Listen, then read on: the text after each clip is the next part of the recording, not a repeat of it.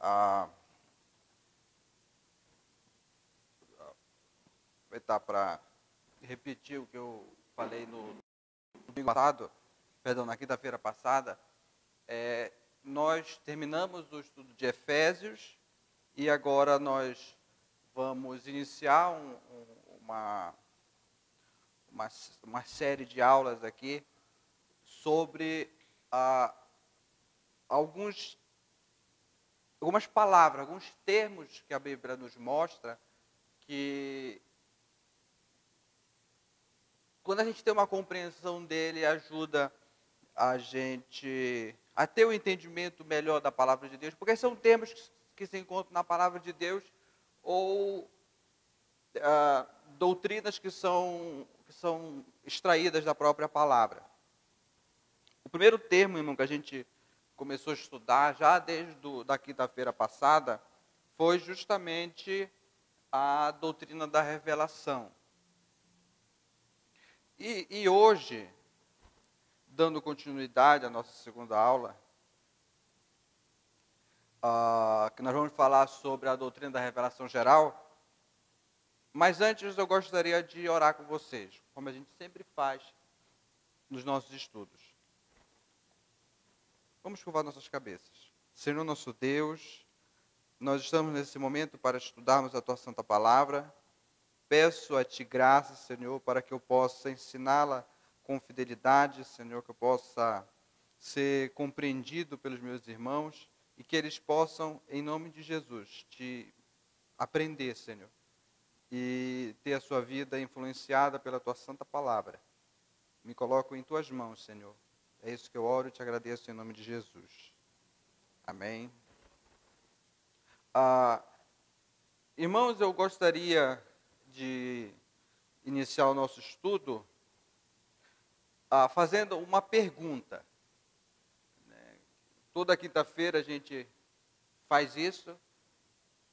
Como é possível nós estudarmos teologia? Vocês já fizeram essa pergunta? Toda quinta-feira aqui nós estudamos, aprendemos um pouco de teologia, mas como é possível nós estudarmos teologia?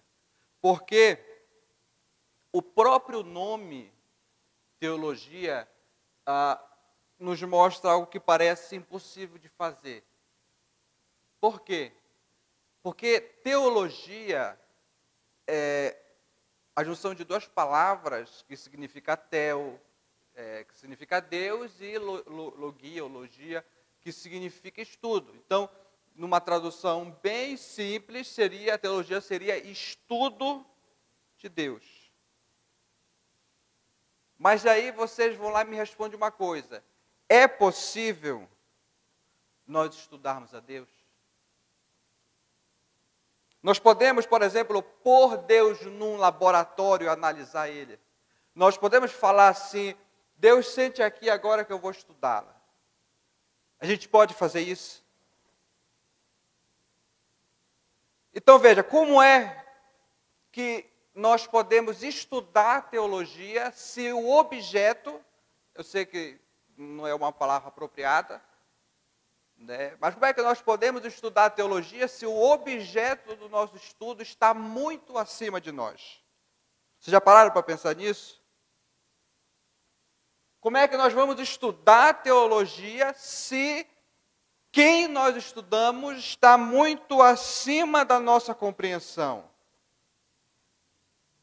Então, se a gente for parar para pensar, o estudo da teologia seria algo impossível. Mas, aí que entra o detalhe.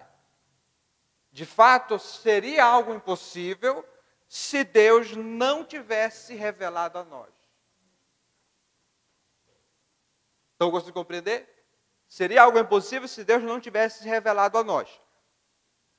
Na aula passada, só para a gente compreender, o que foi que nós vimos sobre revelação? A gente trabalhou meio com um conceito sobre revelação.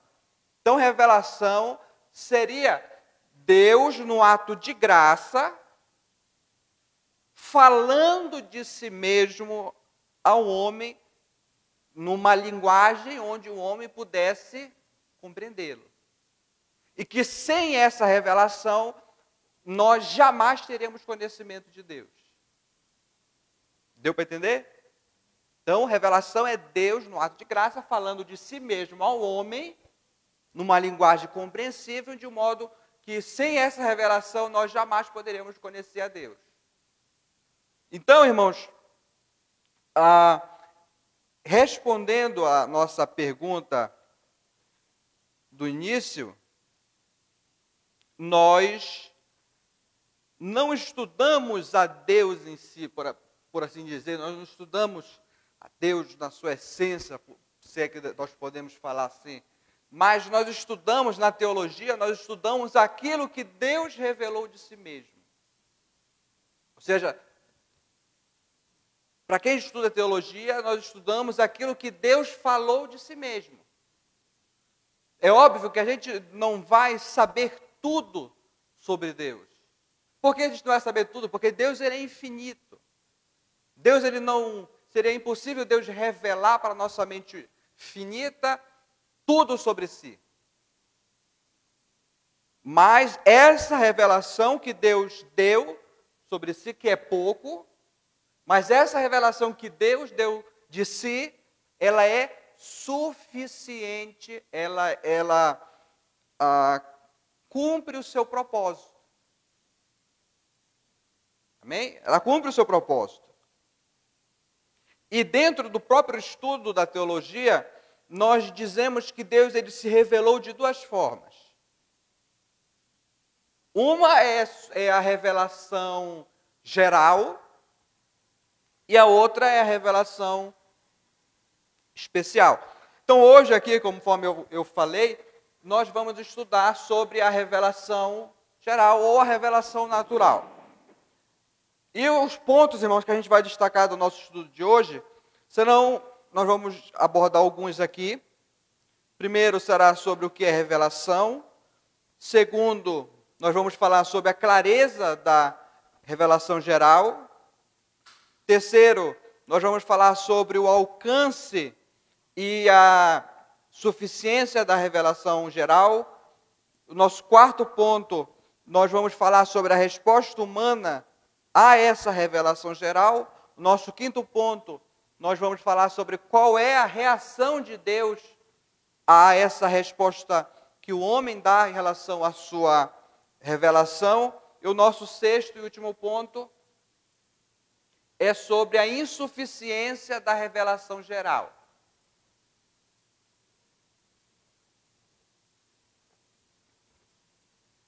Então, irmãos, o nosso primeiro ponto aqui que a gente trabalha hoje é o seguinte. A primeira coisa que a gente precisa fazer é o quê? É definir o que é revelação geral.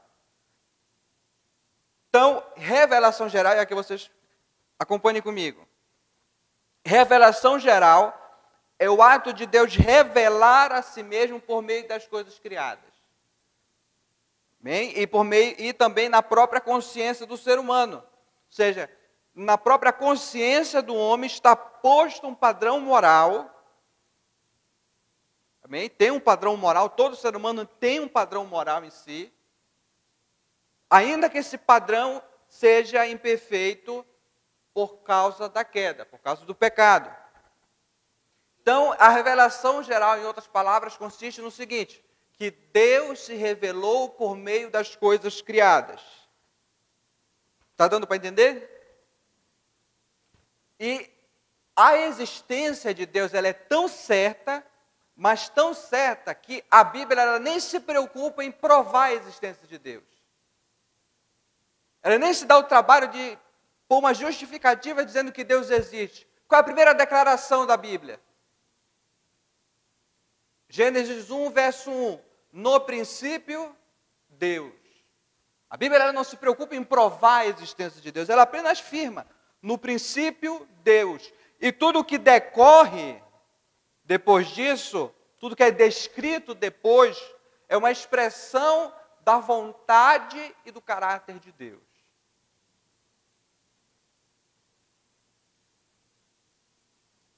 E além desse ponto, a Bíblia ela apresenta algo interessante. Ela apresenta Deus se envolvendo com a sua criação. Deus ele não é um Deus que criou todas as coisas e saiu de cena.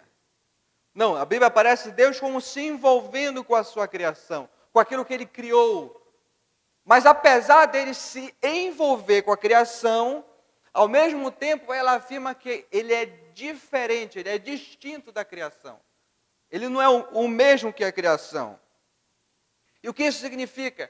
Significa que a criação não é divina. Por que eu estou falando isso? Porque quando Moisés ele escreveu o livro de Gênesis, em especial o capítulo 1, os corpos celestes que Moisés ele cita lá, como o sol, como a lua, as estrelas, eram vistos como divindades. E eles eram adorados pelos egípcios na época. Mas como é que Moisés ele apresenta esses corpos celestes? Veja que Moisés ele apresenta apenas como o luminar maior e o luminar menor. Ele nem sequer nomeia eles, porque existia o sol, a lua, eles tinham um nome de acordo com a cultura egípcia, de acordo com o Deus que eles representavam. Mas Moisés apresenta ele como criaturas de Deus, que não têm poderes e nem, ao menos, tinham poder de determinar ou prever o futuro, conforme era muito comum naquela época. Então, uma vez que eles não eram divinos, eles não mereciam o temor e muito menos a adoração dos homens. Então, em resumo, a criação, o que é que ela faz? Ela revela a glória de Deus. A criação, ela revela a glória de Deus. Mas, ao mesmo tempo que a criação revela a glória de Deus, mostra que Deus é diferente dela. Deus está acima da sua criação. Amém? Então, irmãos, agora que a gente já definiu o que é revelação geral, acredito que os irmãos tenham compreendido, nós precisamos entender, saber, se perguntar se essa revelação ela é clara. Ou seja, se essa revelação ela é facilmente percebida por todos. Todos podem perceber a revelação geral. E aqui eu convido os irmãos para abrirem comigo no Salmo 19.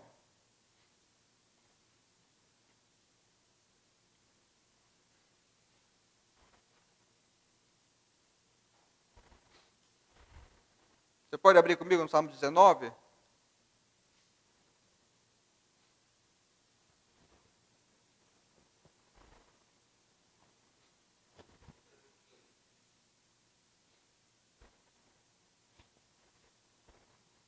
Amém? Todos já abriram? Olha só. Vamos ler do verso 1 a 4. Os céus proclamam a glória de Deus, e o firmamento anuncia as obras das suas mãos. Um dia declara isso a outro dia, e uma noite revela conhecimento a outra noite. Sem discurso, nem palavras, não se ouve a sua voz, mas sua voz se faz ouvir por toda a terra, e suas palavras até os confins do mundo. Ali pôs uma tenda para o sol. Qual é o ponto central do verso 1? A glória de Deus. Amém? O ponto central aqui é a glória de Deus. Do verso 1 é a glória de Deus. Então a glória faz justamente referência à honra, ao esplendor e ao respeito que é digno a uma pessoa importante. Mas olha só o que o texto ele mostra para a gente aqui. Mostra algo bem interessante para a gente. O que é que evidencia, ou melhor dizendo, o que é que mostra a glória de Deus? O que é que o texto vai dizer? Os céus proclamam a glória de Deus e o firmamento anuncia as obras das suas mãos. Se vocês forem lá para Gênesis no começo, essas mesmas coisas aqui que foram criadas, elas anunciam a glória de Deus. E o ponto aqui é interessante, olha, que aonde a glória de Deus ela é vista, ou melhor dizendo, onde a criação ela é vista, a glória de Deus é exibida para quem quiser observar. Mas como os céus podem ser vistos em qualquer lugar, isso indica o quê? Que não há lugar onde a revelação, onde a glória de Deus não seja vista ou continuamente revelada. Para onde você virá, você verá uma revelação da glória de Deus. Justamente por meio da criação. Por meio da criação.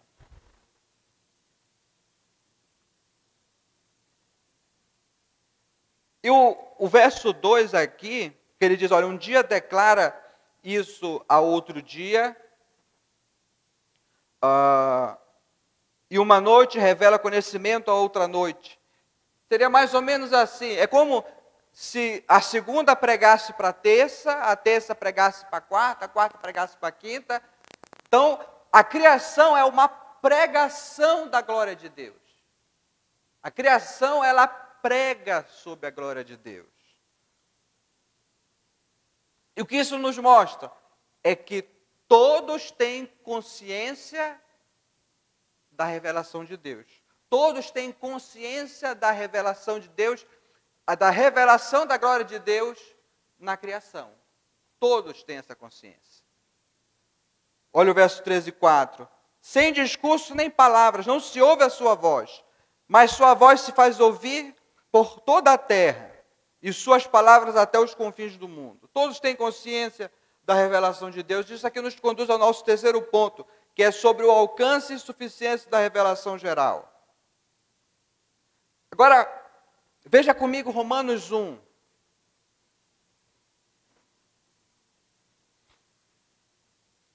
Nós vamos analisar só esses dois textos, Salmo 19 e Romanos capítulo 1.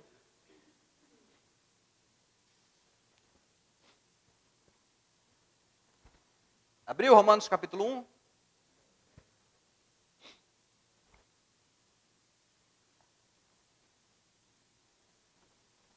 Como eu falei anteriormente, que todos têm conhecimento ou consciência de Deus. Amém? Todos têm consciência de Deus. Todos têm conhecimento. Por que todos têm? Porque eu digo que todos têm conhecimento. Na verdade, porque a Bíblia afirma que todos têm conhecimento de Deus. Olha o verso 19. Pois o que se pode conhecer sobre Deus é manifesto entre eles, porque Deus lhes manifestou. Ou seja, essa expressão aqui, irmão, na língua grega, manifestou, traz a ideia aqui de o quê? Tornou claro. Mostrou com clareza. Ou seja, iluminou. Mostrou claro. Então todos têm consciência de Deus. Por quê? Porque Deus lhe revelou. Então o que é que o texto de Romanos vai falar para a gente? Que Deus, ou melhor dizendo, a criação, ela anuncia os atributos de Deus. Ela mostra os atributos de Deus. E quais são eles? Olha o verso 20. Pois os seus atributos invisíveis, quais são eles? Seu eterno poder e divindade são vistos claramente desde a criação do mundo e percebido mediante as coisas criadas. Amém? Então a criação, ela revela os atributos de Deus. Certo? Por exemplo, quando alguém planta algo, quem é que dá o crescimento? É o próprio Deus. É Deus quem dá o crescimento. O Atos 17, ele vai falar sobre isso. Então, a gente vê um testemunho de qual atributo? Da sua bondade. A Bíblia fala que Deus, ele providencia a chuva para os bons e para os maus. Testemunho do atributo da sua bondade. Amém?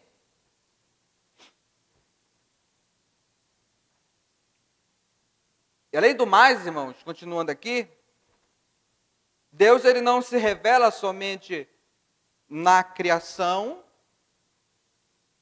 mas ele também se revela na consciência do homem. E aqui eu quero que você veja comigo Romanos capítulo 2. Romanos capítulo 2, do verso 14 e 15, ele vai dizer assim: porque quando os gentios que não têm lei praticam as coisas da lei por natureza, embora não tenham lei, tornam-se lei para si mesmos, demonstrando que o que a lei exige está escrito no coração deles, tendo ainda o testemunho de sua consciência e dos seus pensamentos, que ora os acusam, ora os defendem. O que isso quer dizer? Em outras palavras, Deus pôs a sua lei no coração humano.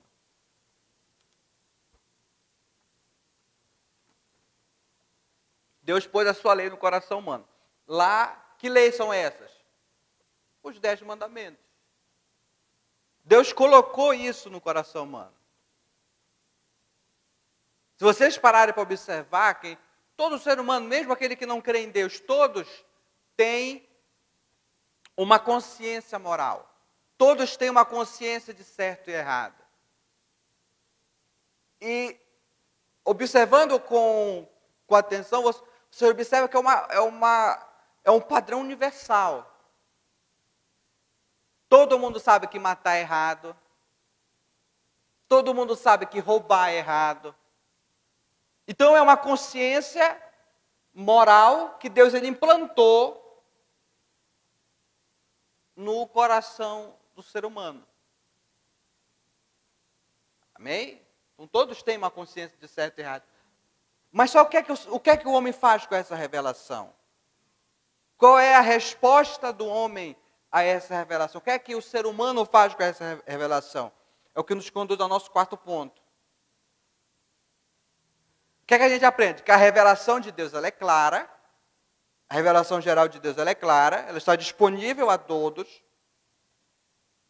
que essa revelação também é suficiente, porque ela revela os atributos de Deus, ela mostra a Deus. Mas o que é que o ser humano faz com essa revelação? Olha como Romanos 1 descreve isso. Que ele diz o seguinte, que o homem, ele sufoca essa revelação com o seu pecado. A ideia aqui, quando ele fala aqui, pois a ira de Deus se revela do céu contra toda a impiedade e injustiça dos homens que impedem a verdade, ou seja, sufocam a verdade. Qual é o sentido aqui de Romanos capítulo 1, verso 18? Os homens, eles têm conhecimento da verdade. Amém? Eles têm conhecimento da verdade. Mas eles sufocam a verdade. Em outras palavras, o ser humano, eles recusam a reconhecer aquilo que é óbvio. Deus existe. É isso que eles fazem. Eles impedem a verdade pela injustiça. O ser humano, irmãos, eles negam a existência de Deus não porque lhes falte evidências, mas porque eles querem fazer isso. Aqui é uma atitude, eles fazem isso de propósito. Eles querem fazer isso. Porque essa é a ideia de Romanos 1,18. Não é que falte evidência, não é que não tenha evidências para mostrar que Deus existe. Não tem. Mas o que é que eles fazem? Eles, tendo conhecimento da verdade, eles sufocam ela. Eles impedem ela.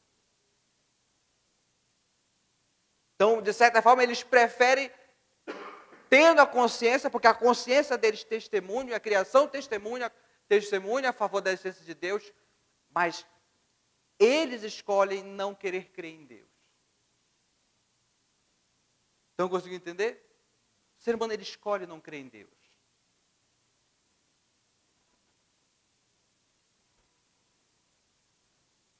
Então, todos se encontram numa condição de rebelião. Por quê? Porque todos se recusam a buscar o Deus verdadeiro. E o texto ainda é claro, ele vai mostrar o seguinte, que o ser humano, ele tendo consciência de Deus, ele deveria adorar quem? Ao Deus verdadeiro. Amém? Ele deveria adorar ao Deus verdadeiro. Só que ele não faz isso. O que é que ele faz? Adora a criatura. Ou seja, ele cria ídolos para si e adora no lugar do Deus verdadeiro. Olha o verso 21 a 23. Porque mesmo tendo conhecimento de Deus, ou melhor dizendo, porque mesmo tendo conhecido a Deus, não glorificaram como a Deus, nem lhe deram graças, pelo contrário, tornaram-se fúteis nas suas especulações, e o seu coração insensato se obscureceu. Dizendo-se sábios, tornaram-se loucos, e substituíram a glória do Deus incorruptível por imagens semelhantes ao homem corruptível, às aves, aos quadrúpedes e aos répteis. Você consegue perceber aqui algo interessante? Que uma das coisas que a doutrina da revelação geral ela nos ensina é por que existem vários deuses no mundo. Você já se perguntou qual o motivo da existência de vários deuses no mundo? Justamente, o que é que a gente viu? Que todos têm conhecimento de Deus. Bem? Todos têm consciência de que Deus existe. Por quê? Porque Deus ele se revelou. Então, o que isso indica? Que todos têm consciência da divindade. Todos têm consciência do divino. Todos têm uma consciência de uma divindade. E justamente por ter uma consciência de divindade, o homem ele tem um impulso à adoração. O homem ele tem um impulso à adoração. O que isso quer dizer? Que na sua essência, o homem ele é religioso. Em outras palavras, o homem ele foi criado para adorar. O homem ele sempre vai adorar alguém ou alguma coisa, mas ele vai adorar. Mas só que quem era o objeto quando Deus criou o ser humano? E aqui que entra o problema. Quando Deus criou o ser humano para adorar a Ele. Amém? Mas como o ser humano caiu e adquiriu uma natureza pecaminosa, o que é que acontece? A sua adoração, veja, que a qualidade de adorador, ela não foi anulada na queda. Mas o que é que acontece? Ele direciona a sua adoração para outra coisa, outra pessoa, outra criatura, ao invés de direcionar ao Deus verdadeiro. Então, consegue compreender?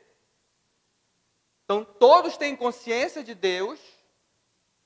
Amém? Todos têm consciência da divindade. Todos foram criados para adorar a Deus. Mas, por causa da queda, a sua adoração era direcionada para outra coisa que não é mais o Deus verdadeiro. Mas o ser humano ele vai adorar alguma coisa. Ele vai adorar ou a si mesmo, ou seja lá o que for. Mas ele vai adorar uma coisa, porque ele foi criado para isso. Então, em resumo, todos evitam a Deus. Todos evitam a Deus. Todos se recusam a adorar, a ver a soberania do Criador.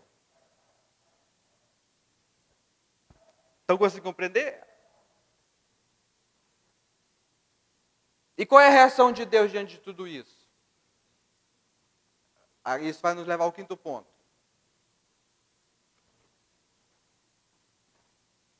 O que é que Deus faz?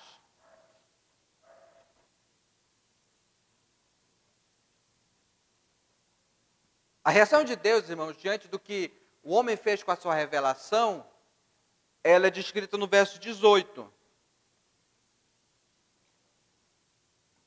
que é que diz? Pois a ira de Deus se revela do céu contra toda impiedade e injustiça dos homens que impede a verdade pela sua injustiça. Qual é a reação de Deus? Ira. Deus ele se ira contra todos os seres humanos. E a razão a gente viu aqui. Porque os homens eles recusam a reconhecê-lo como o Criador soberano. O ser humano ele recusa a fazer isso. E essa ira, irmãos, olha só como essa ira é manifesta. Essa ira é manifesta pelo fato de Deus entregar os pecadores à sua própria vontade, para fazer aquilo que não convém. Depois em casa, vocês cheguem lá, leiam Romanos capítulo 1, versos 18 a 32. O próprio texto de Romanos 1 vai mostrar, Paulo ele escreve, ele diz que Deus os entregou à sua própria depravação, ele faz isso 3 vezes. A partir, olha, 24 ele vai falar isso, o 26 e o 28. 3 vezes Paulo ele vai mostrar Deus entregando os pecadores à sua própria depravação. Então, o que isso quer dizer? Que Deus, ele deixou que os pecadores sofressem as consequências dos seus pecados justamente porque o rejeitou.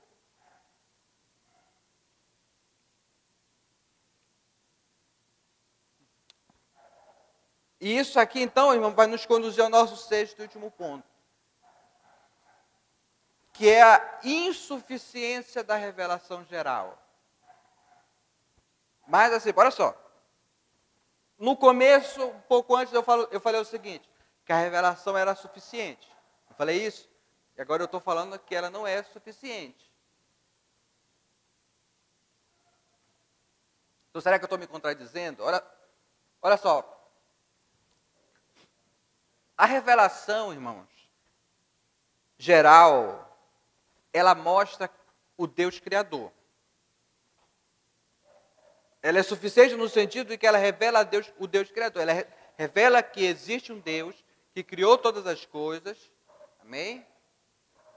Mas só, o que é que o homem faz com essa revelação? O que é que o homem faz com essa verdade? Ele sufoca essa verdade. Ou seja, ele de propósito recusa não crer nela. Amém? Ele de propósito recusa não crer nela. Então, essa revelação, ela se torna, olha só, de suficiente, ela se torna insuficiente no sentido de que, ou melhor dizendo, ela se torna suficiente agora para condenar. Por quê? Porque ela revela a Deus. O ser humano, ele não aceita essa revelação, ele sufoca a verdade. Ele recusa essa verdade. Aí o que é que Deus, qual é a reação de Deus? De ira. Verso 18 ele nos mostra isso. Olha o que diz o final do verso 20. De modo que esses homens são o quê? Indesculpáveis. De modo que esses homens, eles são indesculpáveis. Por quê? Justamente por rejeitarem. Então, eles rejeitaram a Deus, que criou todas as coisas e se revela constantemente. Está dando para entender? Então, o ser humano, ele rejeita. Então, a revelação geral, ela se torna suficiente agora para condenar, mas não para salvar o ser humano. E aí que entra, olha só interessante, porque a revelação não, ela mostra que existe um Deus, mas a revelação geral, ela não mostra como o homem pode ser perdoado. A revelação geral não mostra o que Deus fez para salvar o ser humano. Ela condena. Então a revelação, a criação está contra o homem. Porque o homem rejeita o Criador. Mas a criação, ela não revela, ela não mostra a Deus como Salvador. Ninguém pode saber sobre a salvação estudando num laboratório. Ninguém pode deduzir que Deus é Salvador simplesmente olhando para a criação, observando a criação. Ninguém pode deduzir isso. É por essa razão que nós precisamos do quê? Da revelação especial de Deus. Amém? Aí o que é revelação especial? Na próxima aula a gente vai estudar sobre isso. Então, irmãos,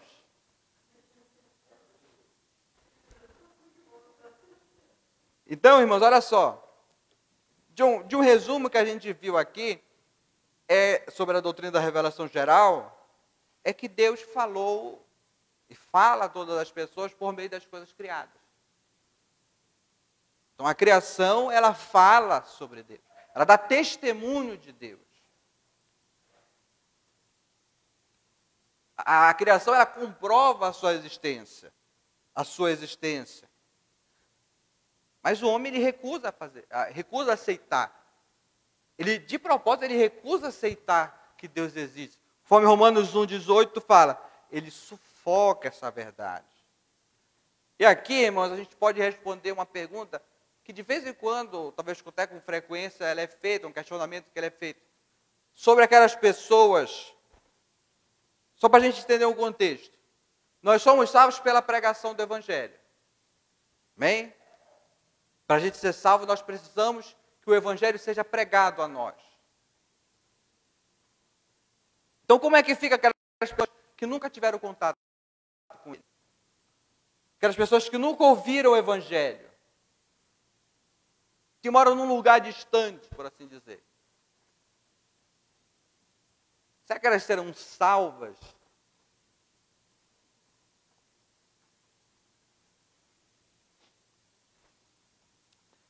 O que é que a gente aprendeu hoje? Que Deus, ele falou a todos por meio da criação. Deus, ele não ficou sem testemunho de si mesmo. Amém? Deus falou com todos. Todos têm conhecimento de Deus. Porque Deus revelou a si mesmo. Mas o que eles fizeram? De propósito, eles fizeram o quê? Rejeitaram essa revelação, sufocaram a verdade. E ao invés de adorar o verdadeiro Deus, o Criador de todas as coisas, aquele que é bendito eternamente, o que foi que eles fizeram? Preferiu adorar a criatura no lugar do Criador. Amém? Por isso o verso 18 e 20 vai falar o seguinte, que todos são indesculpáveis. Todos são indesculpáveis. Todos estão debaixo da ira de Deus. Então, o que é que a doutrina da revelação geral nos mostra? É que todos estão condenados, não porque rejeitaram o Evangelho, mas porque rejeitaram o Deus Criador. E aí, irmão, por isso que as missões são importantes.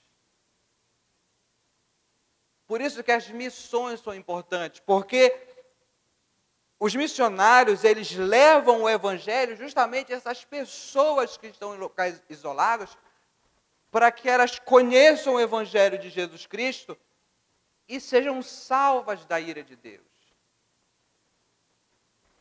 Porque até essas pessoas que nunca tiveram contato com o Evangelho, estão até mesmo num lugar isolado, elas têm consciência da existência de Deus, mas elas recusam adorá-lo. Por isso elas são também indesculpáveis. Amém? Então, irmãos, aqui eu concluo com 4 lições que a gente pode tirar aqui da doutrina da revelação geral. Primeiro, irmãos, como é que deve ser a nossa relação com o mundo criado? Com o mundo que Deus criou?